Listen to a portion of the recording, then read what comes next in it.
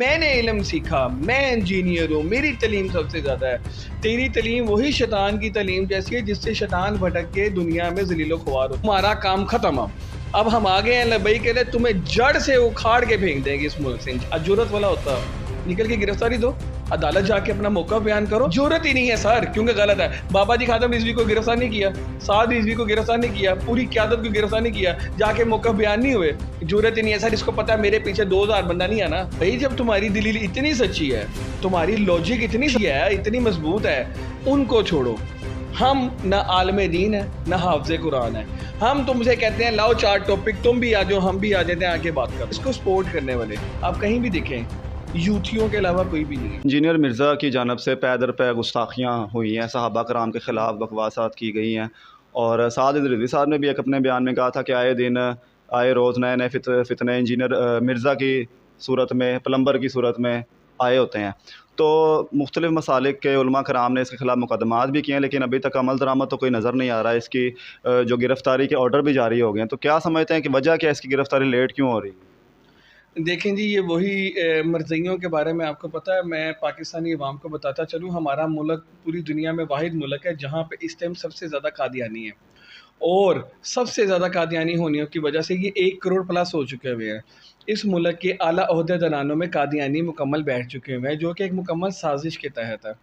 वही लोग हैं जो इन लोगों को तैयार कर रहे हैं। मिर्ज़ा इंजीनियर जैसे, जो कि अच्छा, आप मुल्लाइज़्म के ख़िलाफ़ हैं, आप सहाबा कराम के तौबा नऊज़ ख़िलाफ़ हैं, तौबा नऊज़ आप नबी पाक सल्लल्लाहु अलैहि वसल्लम के मामले में ऐसे अल्फ़ाज़ात इस्तेमाल करते हैं और आपके अल्फ़ाज़ात में वो हकारत है कि मैंने इल्म सीखा, मैं इंजीनियर हूँ, मेरी तलीम सबसे ज़्यादा है। तेरी तलीम वही शैतान की तलीम जैसी है जिससे शैतान भटक के दुनिया में ज़लील व ख्वार होता फिर रहा, जिसे वो अर्श से निकल के फ़र्श पे आने पे अल्लाह ने उसे ठोकर मार के निकाल दिया गया है।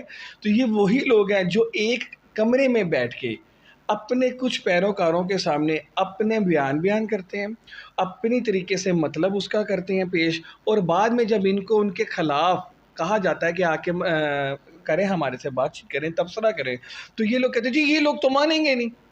भई जब तुम्हारी दलील इतनी सच्ची है, तुम्हारी लॉजिक इतनी अच्छी है, इतनी मज़बूत है, उनको छोड़ो। हम न आलम दीन है, न हाफ़िज़ कुरान है। हम तुमसे कहते हैं लाओ 4 टॉपिक, तुम भी आ जाओ, हम भी आ जाते हैं, आके बात कर लो। तुम्हारी जुर्रत है ना, छोड़ो अपने स्टूडेंट्स को, भेजो अपने आप का बंदा।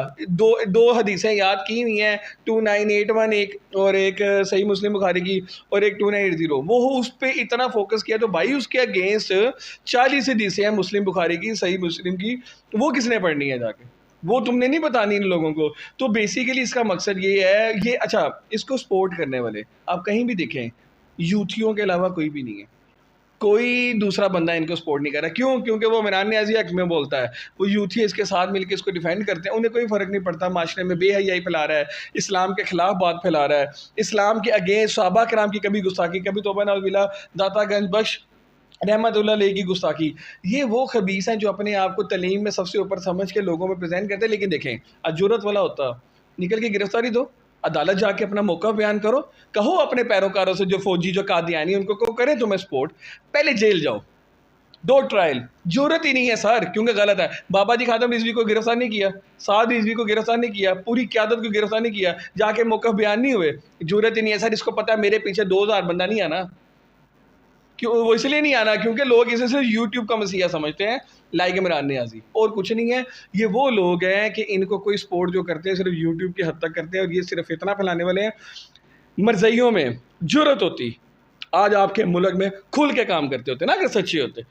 हम सुन्नी खुल के काम नहीं करते, असी डंडे नहीं जोड़ते, कहने असी सुन्नी है, जेरा मर्जी आ जाए साढ़े नाल, हम तो नहीं कहते, हम तो नहीं छुपते बिलों में। तुम क्यों छुपते हो? निकलो भाई, नहीं कर सकते क्योंकि मुनाफिक। तो आपके लिए, हमारी आवाम के लिए इतना ही काफ़ी है कि जो मुनाफिक होता है वो कमरों की हद तक महदूद होता है, जो हक पे होता है, जो अल्लाह ताला का सच्चा सिपाही होता है, वो मीनार पाकिस्तान व्हील चेयर पर बैठ के भी पूरा कुफर हिला देता है। अच्छा, इसने कहा कि मेरे साथ मुनाजरे कर लो, अब वो फ़रार हो गया है और 295C का इतलाक़ भी होगा। कल इसकी पेशी थी, जज साहब ने इनको पकड़ने के ऑर्डर भी जारी कर दिए, लेकिन कोई और मुजरिम हो, वो रात दिन, एक दिन नहीं गुजरता वो पकड़ा जाता है। लेकिन जो गुस्ताखान रसूल होते हैं, जो इस तरह के दीन के मामलात होते हैं, गुस्ताख होते हैं, उनको पकड़ने में इतनी देर क्यों लगाई मैं जाती है? आपको बता दूं, पाकिस्तान में जो 75 साल से तमाशा चल रहा था ना, ये मिर्ज़इयों कादियानियों वाला, ये मिर्ज़ों वाला, ये ऐसे जितने भी गवर्नर तसीर जैसे 2 नंबर लोग, ये जितने भी इस्लाम के ख़िलाफ़, नबी पाक सल्लल्लाहु अलैहि वसल्लम के ख़िलाफ़ लोग चल रहे हैं ना, इनका ये जो अब अशरा चल रहा है ना 2023, 24, 25 वाला, ये इनका इख्तिताम है। और पूरे कादियानियों को, पूरे पाकिस्तान के, चाहे वो किसी ओहदे पे हैं, जज हैं, फ़ौज में हैं, ब्यूरोक्रेसी में है, किसी ओहदे में भी है, उन सबको ये आखिरी चेतावनी समझ लें, वार्निंग है उनके लिए। उनके लिए आखिरी ये हमारे अल्फाज हैं, तुम्हारा काम ख़त्म अब हम आ गए हैं लबई के लिए, तुम्हें जड़ से उखाड़ के फेंक देंगे इस मुल्क से इंशाल्लाह।